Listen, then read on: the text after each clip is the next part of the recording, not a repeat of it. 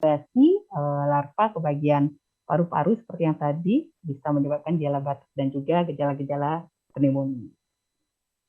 Nah, untuk hewan sendiri sebagai host pest definitifnya, jadi kita kan sama dengan infeksi Ascaris pada manusia, kita mendeteksinya dengan menemukan adanya telur ya, untuk mengetahui ada infeksi atau tidak. Makanya dilakukan pemeriksaan feses. Selain itu juga kita bisa lakukan karena infeksi, bisa kita lihat dengan pemeriksaan darah dengan peningkatan leukosit, kemudian ditemukan eosinofil pada darah juga itu kita lakukan biasanya ini pada hewan ya. Sedangkan pada manusia, karena manusia di sini sebagai host pest aksidental ya, jadi tentunya yang kita deteksi itu adalah stadium larvanya yang ada pada manusia. Jadi kita lakukan dengan tes serologi, bisa dengan ELISA ya, ini untuk mendeteksi antibodi dari larva tersebut ya, untuk mengetahui apakah nantinya terdapat larva baik itu di okuler maupun di vaskuler. Kemudian yang gold standarnya kita kadang-kadang lakukan biopsi juga apabila kita ingin menemukan larva di jaringan atau organ yang lebih spesifik. Nah, ini pada hewan biasanya kita berikan telamiksin ya, 60 mg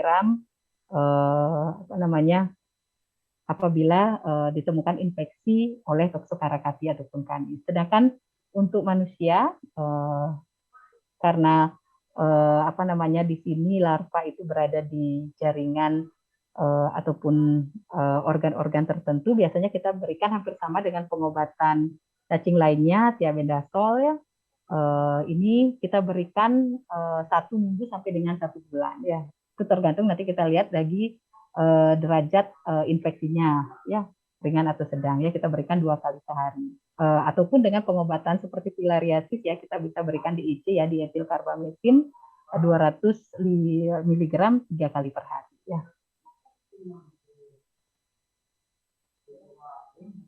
Nah, untuk karena ini host pest definitifnya adalah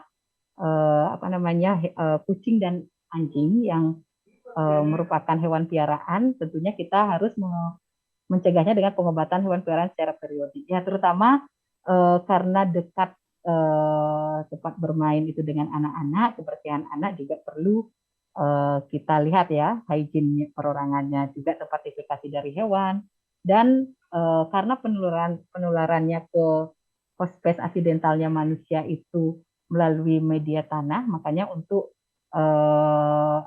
kontaminasi tanah ini sangat memegang peranan penting ya, karena telur yang mengandung larva yang sebagai stadium infeksi itu masuk ke dalam tubuh manusia, itulah yang akan menyebabkan terjadinya okuler larva migren ataupun vaskuler larva migren ya. Dari yang saya sampaikan tadi, ada pertanyaan dulu adik-adik? Saya lanjut ya dulu ya, nanti kita rangkum di belakang ya. Jadi saya lanjutkan dengan yang cutaneous larva migren ya. Jadi ini nanti similarnya di nematoda intestinal itu hampir sama dengan cacing tambang ya. Nanti di manusia itu kan ada Ankylostoma duodenale, kemudian ada Necator americanus ya. Sedangkan di sini nanti adik-adik akan mengenal ada 3 cacing ya, Ankylostoma brasiliensis, Ankylostoma ceylanicum juga. Kemudian nanti klasifikasinya hampir sama ya, dia merupakan filum nematoda, dan ini salah satu spesiesnya yaitu Ankylostoma brasiliensis dengan genus Ankylostoma ya. Kemudian nanti juga akan ada Ankylostoma ceylanicum ya, nanti akan kita lihat di belakang perbedaannya. Yang ini untuk cutaneous larva migren ya. Kemudian juga ada Ankylostoma caninum ya. Ini spesiesnya, genusnya hampir sama ya, yaitu genus Ankylostoma. Jadi nanti ini memang distribusinya lebih banyak di negara-negara Amerika ya, Amerika Selatan yang endemiknya, beberapa juga ada di Asia Tenggara seperti di Indonesia, kemudian juga di Malaysia ya. Cuma beberapa lab yang terkonfirmasi ya lebih banyak menunjukkan yang sebelum-sebelumnya bahwa 72% itu lebih banyak terinfeksi karena Ankylostoma brasiliensis ya. Kemudian untuk itu untuk di kucing ya, untuk di anjing itu sendiri lebih banyak yang Ankylostoma caninum, hampir 68%. Nah, sebenarnya bentukan dari telur Ankylostoma sp ini ya, untuk yang caninum, Chelanicum, dan brasiliensis ini hampir sama dengan bentukan cacing tambang pada nematoda intestinal ya, yaitu telur hookworm ya kalau disebutnya ya. Jadi bentuknya hampir sama, nanti ada lihat bentuknya ada bulat sampai lonjong ya, kemudian ada dinding apa namanya, dindingnya tipis dan jernih ya, kelihatan di dalamnya terdapat larva yang berlobus atau berbentuk seperti granula. Ini bisa adik-adik lihat dari gambarannya, hampir sama dengan bentukan hookworm pada nematoda intestinal ya. Nah, nanti yang untuk membedakan nanti yang apa namanya jantan dan betina, nanti kita bisa lihat nih, ini kan bentukan dari Ankylostoma duodenale, brasiliensis, caninum, necator americanus. Tapi nanti pada kesempatan ini saya membedakan 3 ya, yang brasiliensis, caninum, dan Chelanicum, karena ini masuk ke apa namanya yang cutaneous larva migraine ya. Jadi nanti adik-adik bisa lihat panjangnya sebenarnya hampir sama nih, untuk yang betina lebih panjang dibandingkan dengan yang jantan ya. Nanti yang untuk membedakan sama seperti yang di nematoda intestinal. Jadi kalau yang Ankylostoma itu bentuk tubuhnya itu menyerupai huruf C ya. Beda nanti dengan yang Necator americanus itu menyerupai huruf S ya. Itu mungkin nanti yang membedakannya ya. Kemudian yang kita lihat juga adalah kapsul bukalnya ya. Nanti yang membedakan antara yang brasiliensis, caninum, dan Chelanicum, mungkin adik-adik bisa lihat ya, seperti ini ya. Nanti untuk yang bentukan apa namanya caninum dibandingkan nanti yang Chelanicum, dia akan, kalau adik-adik lihat gambar seperti ini, yang caninum itu akan mempunyai 3 pasang gigi ya. Nanti bedanya dengan yang brasiliensis dengan Chelanicum, yang brasiliensis itu akan mempunyai satu pasang dia gigi di bagian tengah, tapi yang kecil, sedangkan gigi yang di bagian lateralnya akan lebih besar ya. Kemudian bentukannya juga akan berbeda ya, yang brasiliensis, Chelanicum nanti yang membedakan ya bentukannya lebih melingkar atau bulat ya untuk yang Chelanicum, sedangkan untuk yang brasiliensis itu lebih oval bentukannya dan lebih kecil ya. Jadi tentunya itu yang akan membedakan kalau adik-adik lihat dari bukal kapsulnya ya, gigi yang ada pada bukal kapsulnya. Kemudian untuk bursa kopulatorik dari gambar ini adik-adik bisa lihat dari tailsnya. Kalau yang tadi giginya kan kita lihat dari bagian kepalanya ya, dari apa namanya dari cacing tersebut. Untuk di bagian tailsnya nanti adik-adik lihat yang membedakan juga sama ya, bagian bursa kopulatorik ya. Ini kalau adik lihat seperti cabang-cabang itu ya. Nanti yang membedakan antar Ankylostoma brasiliensis, caninum, Chelanicum itu dilihat dari apa namanya bursanya ya. Ada yang panjang 3, nanti di sebelah lateral ini berarti yang caninum ya, bisa lihat. Kemudian sedangkan kalau yang bursanya itu kecil ya, letaknya di luar di samping dan terpisah dia, itu biasanya untuk yang Ankylostoma brasiliensis. Sedangkan kalau yang bursanya itu terpisah satu sama lainnya ya, 2 dengan yang lainnya itu lebih banyak ke Ankylostoma yang Chelanicum. Itu nanti yang membedakan ya untuk yang caninum apa namanya dari kita lihat caninum brasiliensis dan Chelanicum dari bukal kapsulnya dan juga dari bursa kopulatoriknya. Nah, untuk siklus hidupnya, jadi sebenarnya hampir mirip ya dengan cacing tambang pada nematoda intestinal. Hanya saja ini apa namanya habitat cacing dewasanya itu adalah di anjing dan kucing ya.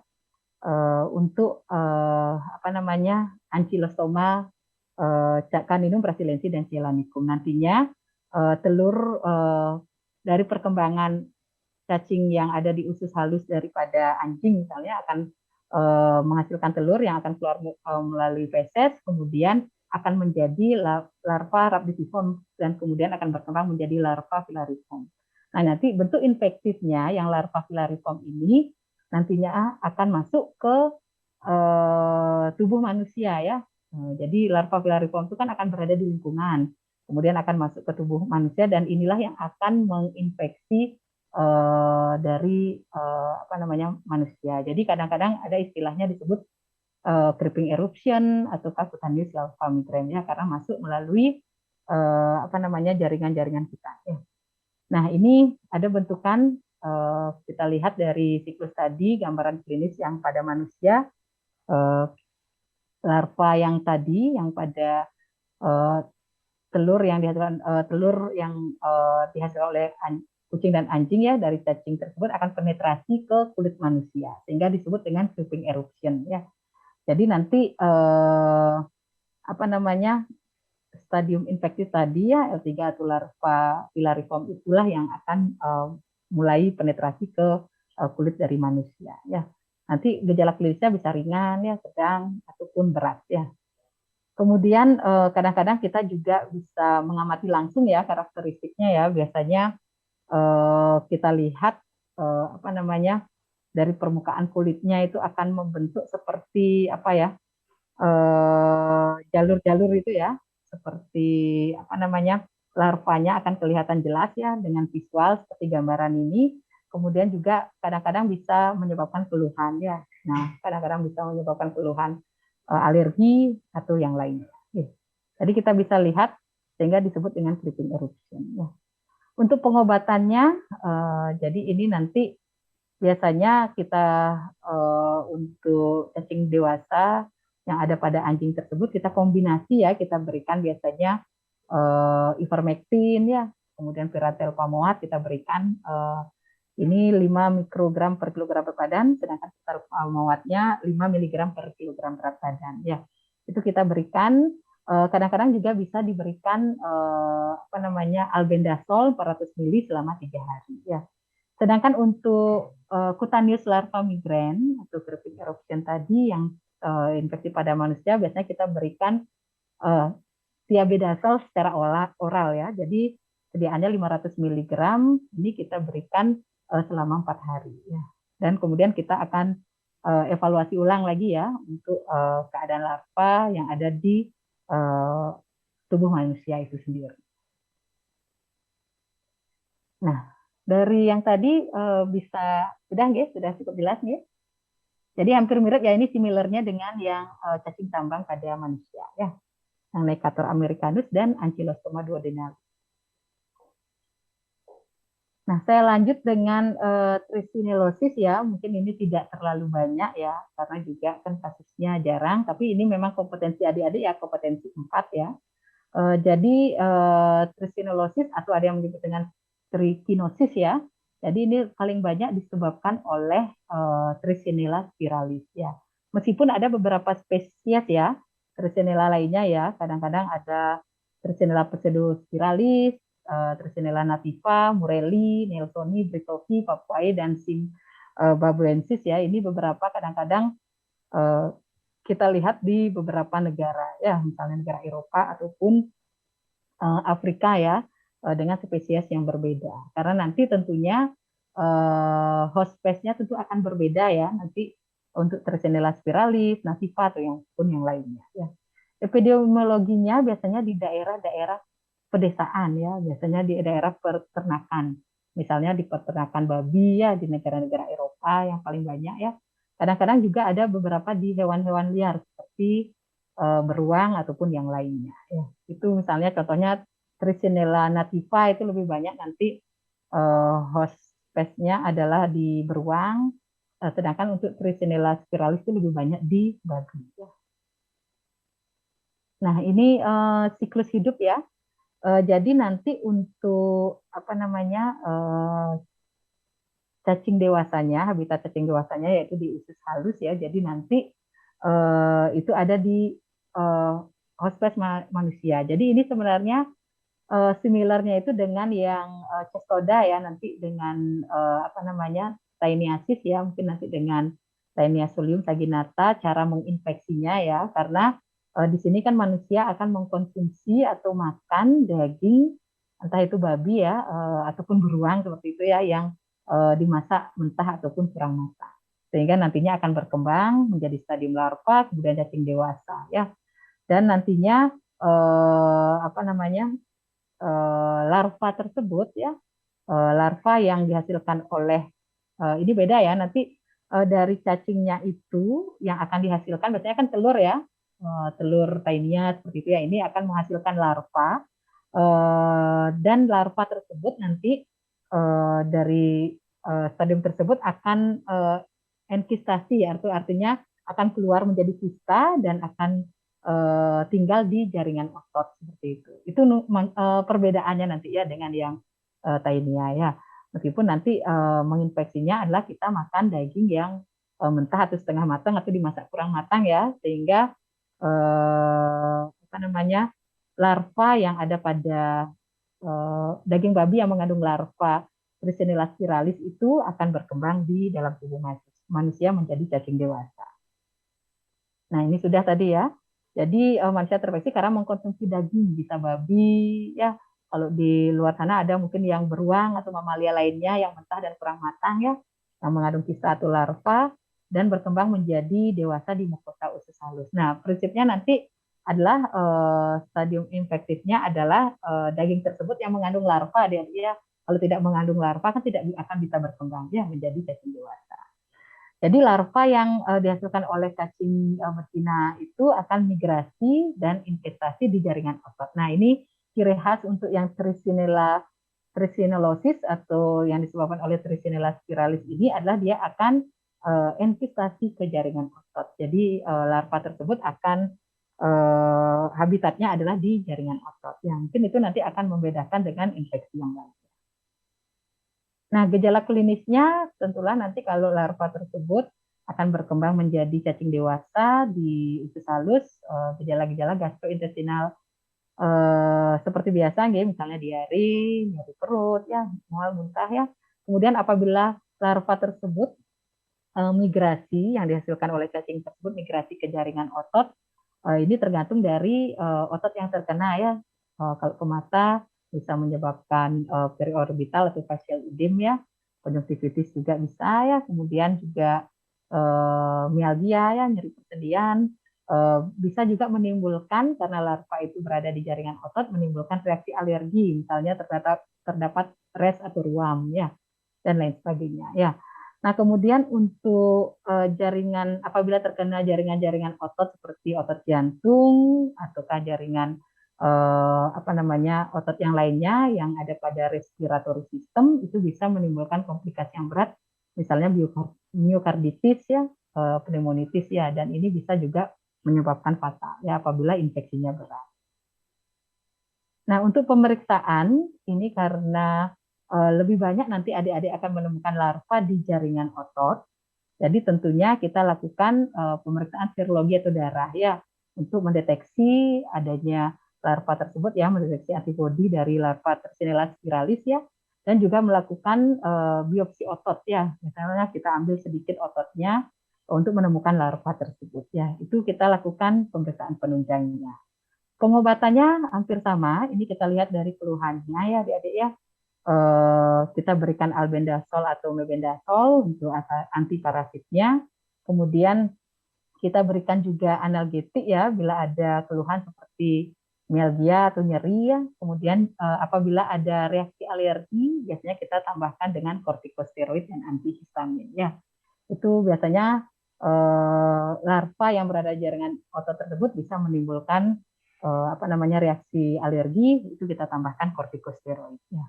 Untuk pencegahannya tentunya karena dari siklus hidupnya kita lihat bahwa dengan mengkonsumsi daging yang mentah atau setengah matang ya, itu maka kita pencegahannya untuk agar tidak terjadi infeksi trichinelosis itu dengan memasak daging dengan matang ya.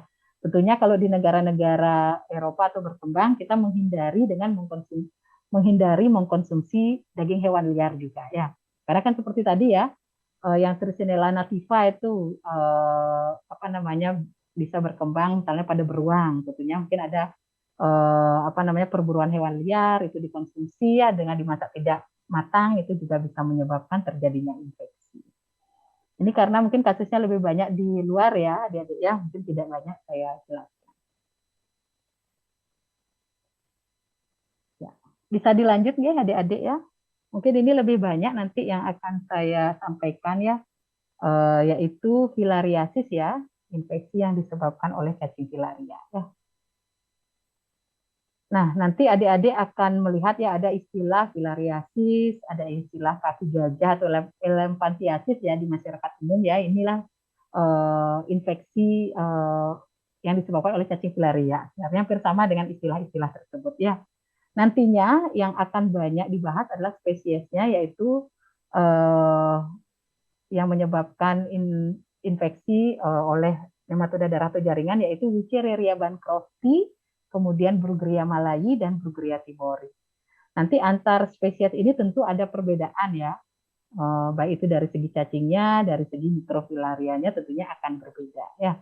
Kemudian untuk habitatnya, ini untuk yang filariasis nanti habitatnya yang khas yaitu di saluran dan kelenjar limfo atau kelenjar getah bening ya, sehingga nanti tentunya gejala klinisnya yang adik-adik akan lihat tentu akan berbeda. Jadi bisa ke banyak organ ya, karena dia habitatnya adalah di saluran dan kelenjar limfo. Kemudian untuk terjadinya infeksi filariasis, nah ini yang perlu adik-adik kita beri catatan ya bahwa ada hospes antaranya ya, hospes antara yang membawa apa namanya nematoda darah ini ya atau jaringan ini ke tubuh manusia, yaitu hospes antaranya adalah nyamuk. Tentunya nanti akan ada perbedaan tersendiri ya nyamuk hospes antara atau nyamuk yang akan membawa nematoda ini yang akan menginfeksi nanti ke tubuh manusia seperti itu ya. Nah ini mungkin gambarannya adik-adik bisa lihat persebarannya ya yang kita bisa lihat untuk terjadinya meskipun beberapa saat ini kan kasusnya sudah menurun ya. Namun 10 dekade sebelumnya ini memang apa namanya infeksinya masih ada ya, makanya diharapkan dari Kemenkes memang kita harus melakukan eradikasi ya sehingga percepatan untuk apa namanya percepatan untuk penanggulangan dari filariasis ini sendiri. Ya ini paling banyak memang Wuchereria bancrofti ya di persebaran di seluruh dunia ya dibandingkan yang Bruggeria malayi dan Bruggeria timori. Ya. Nah, ini adik-adik bisa lihat ya untuk vektornya ya dari apa namanya infeksi yang disebabkan oleh nematoda darah dan jaringan. Jadi vektor yang tadi ya perantaranya adalah nyamuk ya adik-adik ya. Nanti akan ada apa namanya nyamuk-nyamuk yang berperan dalam membawa infeksi filariasis ini ya ke tubuh manusia. Jadi ada Culex ya. Culex ini adalah nyamuk rumahan ya. Kemudian juga ada Anopheles ya, seperti apa namanya vektor pada penyakit malaria juga ya. Kemudian ada nyamuk Aedes juga ya, seperti vektor yang menyebabkan penyakit demam berdarah. Jadi tiga vektor ini juga berperan ya dalam terjadinya filariasis ya pada tubuh manusia. Nanti adik akan mengenal beberapa istilah ya adik-adik ya, beberapa istilah periodisitas ya. Periodisitas itu kan artinya ada atau tidaknya nanti mikrofilaria di dalam darah tepi. Nanti akan ada periodisitas nokturnal, akan ada periodisitas apa namanya diurnal, kemudian subperiodisitas nokturnal dan subperiodisitas diurnal ya. Jadi nantinya untuk membedakan ditambah lagi faktor lagi satu ya adik-adik ya itu ada Mansonia ya. Cuma beberapa memang lebih banyak nanti dilihat dari bagaimana apa namanya nyamuk tersebut ya apa namanya apakah dia lebih banyak di malam hari kemudian ataukah di siang hari. Nanti untuk periodisitas nokturnal itu memang akan lebih banyak nyamuk tersebut puncaknya itu di malam hari ya, mikrofilaria itu berada di daerah tepi ya seperti itu ya. Kemudian kalau yang diurnal itu lebih banyak puncaknya di siang hari biasanya sekitar jam 10 ke jam 1 ya. Kemudian kalau yang subperiodisitas, ini subperiodisitas itu sebenarnya mikrofilaria itu di daerah tepi kan ada ya Dek ya selama 24 jam. Cuma nanti kalau yang subperiodisitas nokturnal itu akan lebih banyak adik-adik temukan mikrofilarianya pada malam hari, sedangkan untuk yang subperiodisitas diurnal itu lebih banyak di siang hari. Ya, ini juga kita melihat dari apa namanya kebiasaan nyamuknya ya, dia menggigitnya siang hari kah ataukah malam hari ya seperti itu. Makanya nyamuk-nyamuk Aedes lebih banyak nanti subperiodisitasnya diurnal ya dibandingkan yang Anopheles seperti itu ya, nyamuk rumahan itu lebih banyak periodisitasnya nokturnal. Ini beberapa ya vektornya ya, adik-adik bisa lihat ya. Kemudian juga ini tentunya untuk yang filariasis ini kan tidak hanya di pedesaan saja yang kena, bisa juga di kota ya. Makanya kadang-kadang di daerah Jabotabek seperti itu ya, di daerah apa namanya perkotaan itu lebih banyak nanti nyamuk rumahan ya, Culex quenquefasciatus yang lebih banyak nanti sebagai vektornya ya. Sedangkan untuk yang di pedesaan itu akan lebih banyak di Anopheles ya. Ini untuk yang Wuchereria bancrofti ya. Anopheles vagus, subpictus itu ada spesiesnya tersendiri. Nah, periodisitasnya tadi nokturnal ya, itu akan lebih banyak adik-adik temukan mikrofilaria-nya pada darah tepi manusia itu pada malam hari. Ya. Nah, ini beberapa mungkin perbedaannya ya, ini tergantung dari vektornya, makanya mikrofilaria itu kita bisa temukan malam ataukah siang hari. Ya. Kalau yang menginfeksi hewan itu yang tadi menginfeksi manusia itu lebih banyak. Ada juga spesies yang dinamakan Wuchereria kalimantan. Mungkin karena ditemukan di Kalimantan ya, itu juga lebih banyak pada apa namanya kera ataupun orangutan. Ya. Nah, sedangkan untuk Bruggeria malayi ini adik-adik bisa lihat bahwa subperiodisitasnya itu tergantung dari kebiasaan hospes perantara atau vektornya. Ya, nanti adik-adik bisa lihat lebih banyak nanti misalnya yang Anopheles barbirostris ini lebih banyak ditemukan di daerah Sulawesi ya di persawahan mungkin karena di sana apa namanya habitatnya atau tempat hidupnya lebih banyak ya seperti itu ya. Begitu juga dengan Mansonia ya, vektor Mansonia ataupun yang lain. Ya. Nah, sedangkan Bruggeria timori sesuai dengan namanya timori mungkin lebih banyak ditemukan di daerah timur ya, adik-adik ya. Biasanya itu di daerah Flores ya, Nusa Tenggara Timur itu banyak ditemukan ya. Ini beberapa yang menginfeksi hewan juga ada Bruggeria pahani ya, dengan vektornya nyamuk Mansonia itu lebih banyak ditemukan di Kalimantan dan Sumatera. Nah, untuk morfologinya nanti adik-adik akan ada melihat di siklus hidupnya ada bentukan larva, mikrofilaria dan dewasa ya. Untuk cacing dewasanya sendiri itu ada sebagai hospes definitifnya manusia itu akan berada di saluran limfo ya adik-adik ya. Kemudian juga cacing ini bisa bertahan ya sampai 10 tahun. Jadi bisa dibayangkan adik-adik ya infeksi filariasis atau elefantiasis ini tentunya akan mengganggu produktivitas kita ya, misalnya dalam bekerja karena bisa hidup sampai bertahun-tahun ya, 10 tahun bahkan lebih ya. Kemudian seperti cacing yang lainnya, bentuk yang betinanya akan lebih panjang, dia bentuknya kecil ya seperti benang. Jadi adik-adik bisa lihat gambarannya. Sedangkan untuk mikrofilarianya itu akan ditemukan di dalam darah hospes. Makanya nanti kita untuk tahu infeksinya, kita biasanya lakukan pemeriksaan hapusan darah tepi ya. Jadi untuk melihat mikrofilaria yang ada di dalam tubuh manusia itu sendiri. Ini tergantung ya. Makanya adik-adik harus lihat periodisitasnya untuk yang tadi ya, Wuchereria bancrofti, Bruggeria malayi, dan timori tadi, yang mana adik-adik harus ambil darah tepinya siang hari, yang mana yang malam hari ya. Dan mikrofilaria ini di dalam darah itu bahkan bisa hidup sampai 1 tahun ya dia jadi cukup lama ya apa namanya menginfeksi dari tubuh di dalam darah tepi manusia ya. Sedangkan di hospes perantaranya atau vektor nyamuk ini apa namanya dia ada dalam bentuk larva ya. Nanti akan ada L1, L2 dan L3. Nah, L3 inilah yang nantinya akan menjadi bentuk infektif ya, yang nantinya akan berkembang menjadi mikrofilaria di dalam tubuh manusia. Nah, ini adik-adik bisa lihat cacing dewasanya ya bentuknya benang ya, tipis sekali ya. Habitatnya di kelenjar dan saluran limfo. kemudian warnanya putih kekuningan. Ya, yang betina tentunya akan lebih panjang daripada yang jantan dan ciri khasnya nanti yang jantan itu ekornya lebih melengkung ya, sedangkan yang betina lebih lurus ya dibandingkan yang jantan. Nah, sedangkan untuk mikrofilarianya, jadi di sini akan dibagi menjadi ada 4 bagian ya. Nanti ada bagian kepala ya, yang nomor 1, kemudian ada bagian ekor yang nomor 2, kemudian bagian inti. Inti itu akan berada di korpus atau badan dari mikrofilaria, dan yang keempat itu bagian sit atau selubungnya ya. Itu akan adik-adik lihat di bagian kepala daripada mikrofilaria.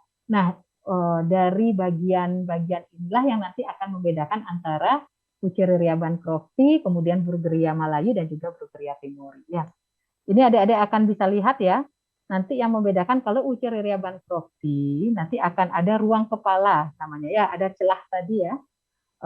Itu panjangnya akan sama dengan lebarnya. Jadi perbandingannya adalah 1:1 ya adik-adik ya. Dan apa namanya, mikrofilaria ini akan mempunyai selubung, kemudian di ujung ekornya, jadi tadi kan di poin 2 tadi ya, di ujung ekornya tersebut tidak ada inti ya. Itu nanti yang membedakan nanti dengan yang Brugueria malayi dan timori. Nah, habitatnya adalah seperti yang tadi ya, karena mikrofilaria ini habitatnya di dalam darah dan juga bisa di cairan hidrokel. Ya. Kemudian untuk yang Brugueria malayi nanti perbedaannya ruang kepala ya, bagian panjang apa namanya sama lebarnya itu, bagian panjangnya itu 2 kali lebarnya, makanya perbandingan dibilang 2:1 ya. Kemudian yang membedakan kalau yang Wuchereria bancrofti tadi kan tidak mempunyai inti adik-adik ya pada ujung ekornya, sedangkan pada Brugueria malayi ini mempunyai 2 inti yang terpisah. Nah, ini adik-adik bisa lihat pada apa namanya yang ditunjuk dengan tanda pink ya, ini ada 2 inti yang terpisah ya. Sedangkan yang tadi pada Wuchereria bancrofti tidak mempunyai inti. Nah, ini adik-adik bisa lihat ya gambarannya ya. Dari ukuran yang lebih panjang itu kita bisa lihat adalah Brugueria timori, kemudian baru Wuchereria bancrofti malayi ya. Kemudian dari ruang kepala nanti yang membedakan yang timori itu panjangnya akan 3 kali lebih besar daripada lebarnya. Sedangkan yang malayi 2 kali dari lebarnya, sedangkan bancrofti hampir sama ya panjang dengan lebarnya. Ketiganya mempunyai selubung, sedangkan yang membedakan lagi adalah ujung ekornya ya. Yang bancrofti tidak memiliki inti, sedangkan yang malayi dan timori memiliki 2 inti yang terpisah. Habitatnya sama ya di dalam darah, khusus untuk bancrofti habitatnya juga ada di cairan hidrokel. Ya. Makanya nanti ada lihat gejala klinisnya sesuai dengan habitatnya ini ya tentunya akan berbeda. Ya. Nah, ini bentukan apa namanya dari Brugueria Wuchereria bancrofti, Brugueria malayi dan timori ya, adik-adik bisa lihat yang ada di dalam tubuh nyamuk ya. Vektornya ya dari L1, L2 dan L3. Sebenarnya kalau kita lihat ini ukurannya tentu akan bertambah panjang ya. Yang membedakan nanti dari apa namanya tailnya ya, yang ada ujung pada ekornya itu yang Wuchereria bancrofti itu akan jelas tadi dilihat ya tailnya ya dibandingkan yang Brugueria malayi dan timori. Kalau dari segi ukuran tentunya L3 akan lebih besar daripada L2 dan L1. Nah, ini bentukan dari apa namanya, adik-adik bisa lihat ya lebih detail lagi dari L1, L2 dan L3-nya dari masing-masing spesies ya. Nanti adik-adik pakai patokan aja nanti yang tailnya ya, ujung akhirnya ya pada ekornya itu terdapat apa namanya 3 inti ya, seperti itu jelas pada Wuchereria bancrofti. Nah, untuk siklus hidupnya nanti karena di sini host pest primitifnya mungkin yang saya lebih bahas banyak adalah di manusia ya. Host pest antaranya tadi bisa nyamuk culex ya, Anopheles, Aedes, Mansonia dengan berbagai periodisitas ya yang ditemukan. Kemudian habitatnya adalah kelenjar limfo dan saluran limfo. Untuk infektifnya yaitu larva stadium 3 ya.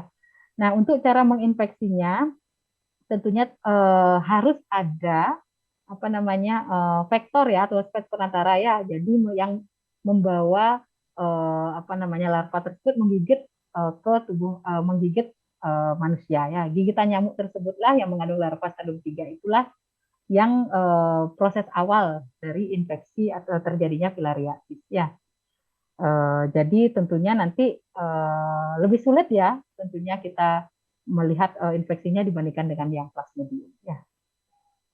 Nah, ini gambarannya, ini tergantung ya nanti akan mengenai kelenjar limfo atau saluran limfo yang mana ya, bisa di kelenjar limfo di paru ataupun kelenjar limfo lainnya ya. Jadi ini nanti akan menghasilkan gejala klinis yang berbeda tentunya. Nah, ini salah satu ya nanti apa namanya larva L3 tersebut berada di proboscis nyamuk yang nanti akan menggigit ya atau memasukkan larva 3 itu ke dalam apa namanya darah manusia ya, seperti itu yang akan berubah nanti menjadi mikrofilaria. Ini siklus hidupnya ya, bisa adik-adik lihat ya, yang sama seperti yang saya sampaikan tadi. Nantinya apa namanya nyamuk tersebut akan bertengger ya ataupun hinggap di tubuh manusia ya. Kemudian larva 3 tersebut yang merupakan stadium infektif akan masuk ke kulit, kemudian akan masuk ke darah ya. Kemudian akan apa namanya berkembang menjadi mikrofilaria. Kemudian nantinya mikrofilaria tersebut akan menjadi cacing dewasa dan akan hidup di kelenjar limfo atau limfatik. Nah, ini sama ya. Nanti adik-adik lihat stadium pada nyamuk dan manusia tentunya berbeda. Sehingga disebut host phase definitif karena berkembang menjadi cacing dewasa di dalam tubuh manusia. Ini perkembangannya ya, adik-adik bisa lihat. Sudah saya sampaikan tadi ya perbedaannya dari gambar ya. Nanti dilihat papila pada ujung posteriornya ya. Pada Wuchereria bancrofti sangat jelas ya kelihatannya. Nah, ini terdapat 3 kaudal papila yang jelas yang tadi ya. Kemudian ini waktu perkembangan larvanya ya. Nanti adik-adik lihat itu akan memakan waktu yang lama pada Wuchereria bancrofti dibandingkan yang Bruggeria. Ini apa namanya perkembangannya sampai berada di proboscis dari nyamuk ya sebelum menggigit atau menghisap darah manusia. Ini perkembangan L3 menjadi dewasa ya adik-adik ya. Yang Wuchereria bancrofti memerlukan sampai waktu 9 bulan ya. Nah, untuk prioritas kadang-kadang kan kita tidak tahu ya, ada yang menyebutkan mekanismenya belum jelas. Ada yang karena kebiasaan menggigit nyamuknya ya, seperti itu ya. Ada juga yang menyebutkan karena perbedaan tekanan oksigen antara darah vena dan arteri. Kadang-kadang ada juga melihat aktivitas dari host phase-nya. Seperti tadi ya, Aedes mungkin lebih banyak di siang hari ya, Anopheles, culek itu mungkin lebih banyak aktivitasnya di malam hari. Nah, mengenai patogenesisnya, ini kita lihat sebenarnya nanti dari keberadaan tadi ya mikrofilarianya ya, karena apa namanya sifatnya yang imunogenik itu ya dari selubung mikrofilaria tersebut, sehingga kadang-kadang ini bisa kita deteksi ya seperti itu ya dengan pemeriksaan larva juga ya kita bisa lihat kadang-kadang juga bisa menimbulkan reaksi alergi ya. Kemudian untuk dewasa apabila cacing dewasanya itu yang berada dalam tubuh itu mati, maka bisa menyebabkan terjadinya obstruksi di saluran limfo tersebut. Ya, ini kadang-kadang kita perlu lihat lagi ya patogenesisnya sehingga akan menimbulkan gejala bisa asimptomatis ataupun yang akut ya. Nah, karena tadi untuk yang Wuchereria bancrofti itu juga habitatnya ada di hidrokel ya, itu juga bisa menyebabkan terjadinya gejala-gejala seperti epididymitis ataupun ortitis ya. Ini khusus pada yang terinfeksi pada pria ya, karena bisa apa namanya menimbulkan gejala-gejala di apa namanya buah akar ataupun di daerah-daerah saluran kelamin ya seperti itu. Yang kronis tentunya bisa menyebabkan elephantiasis ya, bisa sampai ke skrotum ya. Kadang-kadang bisa menyebabkan hidrokel daripada sepsis. Nah, ini grade-grade-nya adik-adik bisa lihat tentunya nanti grade yang ketiga ini apa namanya bisa sampai terjadi fibrosis ataupun deformitas ya. Sehingga orang menyebutkan apa namanya penyakit ini penyakit menahun dan juga menimbulkan menyebabkan non produktif ya artinya tidak bisa bekerja ya, kadang-kadang juga terganggu sampai seksualitasnya mungkin karena tadi ya adanya hidrokel sampai epidemi infeksi di epidemis seperti itu ya. Nah, untuk yang elephantiasis di Bruguiera wuchereria yang agak berbeda itu, yang di wuchereria itu sampai bisa apa namanya keseluruhan ya, baik di tungkai ataupun di lengan bahkan di genital. Sedangkan Bruguiera di genitalnya mungkin tidak ya, karena yang tadi ya untuk Wuchereria bancrofti itu habitatnya bisa tidak hanya di kelenjar limfa bahkan sampai masuk ke apa namanya saluran yang hidrokel sampai ke kelamin ya. Khususnya ini lebih banyak memang nanti predileksinya pada laki-laki ya. Ini grade-grade dari hidrokel yang tadi ya bisa dilihat ya. Kemudian ini beberapa diagnosis bandingnya yang hampir mirip ya dengan elephantiasis tadi. Kemudian nanti untuk kelompok populasi dari filariasis ini biasanya kita bagi seperti ini adik-adik ya. Ada yang asimptomatis ya, ada yang akut, kronis, dan occult filariasis. Jadi sebenarnya nanti yang asimptomatis itu kan kita lihat dari pemeriksaan darahnya ya, mikrofilarianya positif atau tidak ya seperti itu ya. Yang akut juga apakah dia dari daerah yang non endemis, pendatang, endemis atau tidak, misalnya yang kronis juga ya kita lihat seperti itu. Kemudian yang occult filariasis ini kita lihat responnya, misalnya terhadap mikrofilaria tersebut ya. Apakah nanti seperti yang tadi yang menyebabkan obstruksi dari kelenjar limfo ya, menimbulkan gejala-gejala seperti pneumonia karena apa namanya peningkatan dari respon imun tersebut menyebabkan misalnya cacing tersebut sampai mati seperti yang tadi ya, sehingga menimbulkan gejala-gejala tergantung organ yang terkena ya. Nah, kemudian ini beberapa ya gejala-gejala seperti yang tadi ya, yang lebih banyak di paru ya, seperti itu ya adik-adik bisa lihat. Hampir sama ya gejala-gejalanya dengan keberadaan cacing lainnya yang berada di paru ya. Misalnya apa mikrofilar tersebut berada di paru ya. Kemudian terapinya untuk yang terapi filariasis ini memang nanti kita lebih banyak nanti menggunakan dietil karbamazin ya.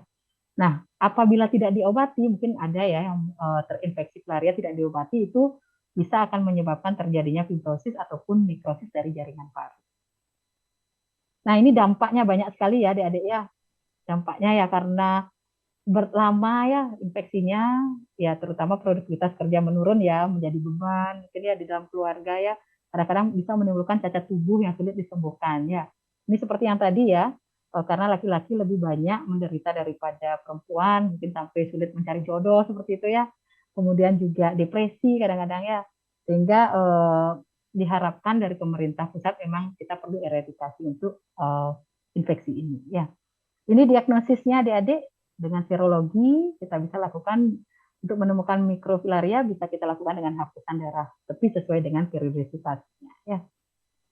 Nah, pengobatannya ini ada berbagai macam pengobatan. Kenapa kita pilih DEC? Karena ini bisa untuk yang mikrofilaria dan untuk cacingnya juga ya. Makanya disebut mikrofilariasis dan makrofilariasis ya.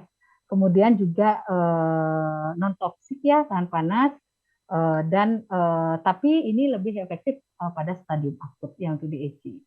Nah, ini dosis-dosisnya ya yang biasanya diberikan selama hampir 12 hari atau 2 minggu.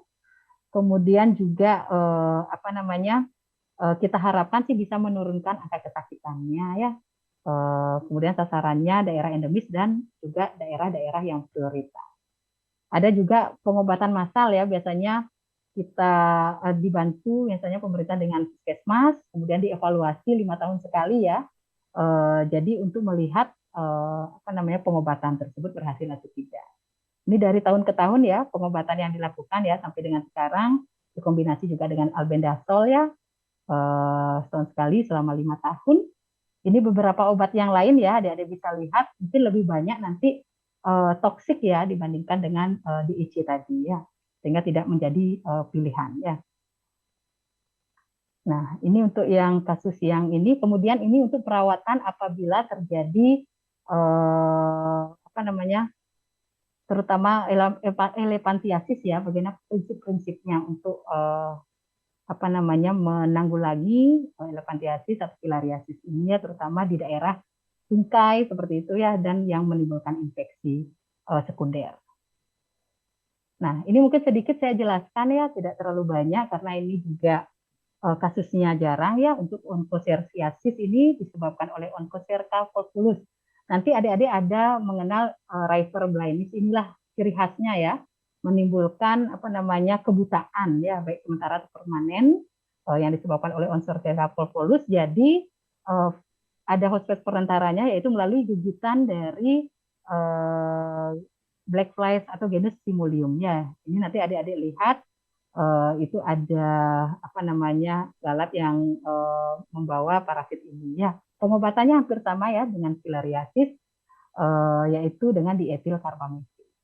Kemudian infeksi yang mungkin juga jarang ya terjadi, loa-loa infection ya atau loaiasis, ini disebabkan oleh cacing loa-loa ya. Makanya nanti ada istilah Calabar swelling ya, karena ini ciri khasnya untuk gejala klinisnya adanya pembengkakan di subkutan ya. Jadi ini juga memerlukan faktor perantara, yaitu lalat ya yang disebut dengan atau deerfly ya, atau mango fly, karena ini merupakan faktor yang membawa dari cacing loa-loa yang menyebabkan Calabar swelling atau pembengkakan di subkutan. Jadi terapinya hampir sama adik-adik ya dengan dietil karbamid. Nah, ini referensi yang bisa adik-adik baca ya untuk kuliah kali ini ya, silahkan. Jadi nanti memang lebih banyak filariasis ya, karena kompetensi dan juga kasusnya masih ada ya di Indonesia. Mungkin demikian yang bisa saya sampaikan, karena waktu masih 2 menit. Mungkin ada pertanyaan? Silahkan, atau sudah kebayang atau belum membaca? Nanti kan ada pleno lagi adik-adik ya. Nanti kalau ada yang kurang jelas bisa adik-adik tanyakan setelah diskusi. Silahkan adik-adik, ada pertanyaan dulu, waktu masih 2 menit sebelum kita dilempar dari Zoom. Silahkan.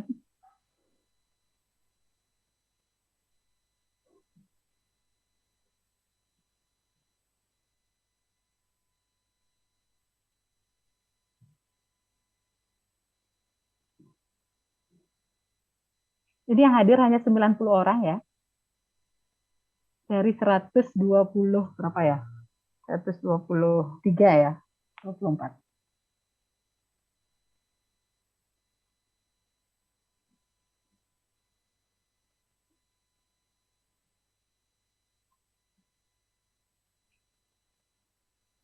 Silakan adik-adik, ada yang mau ditanyakan? Apa belum ada pertanyaan ya? Karena masih baru mungkin ya.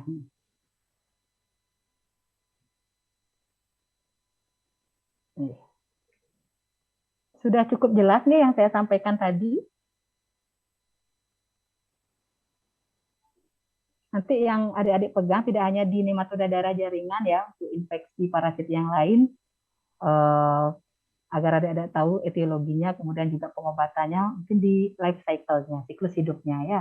Silahkan adik-adik lihat itu saja ya, apa yang membedakan, yang mana, biasanya kalau sudah life cycle-nya adik-adik lihat, itu gejalanya dan pengobatannya akan mengarah ke sana ya.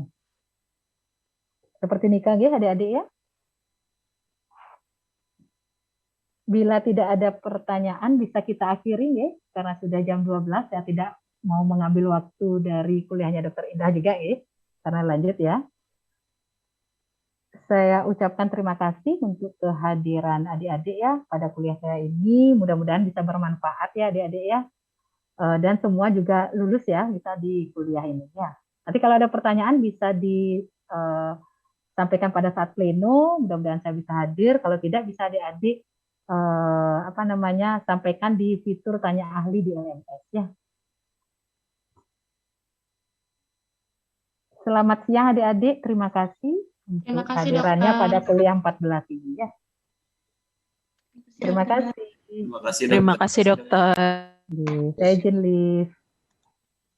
Silakan.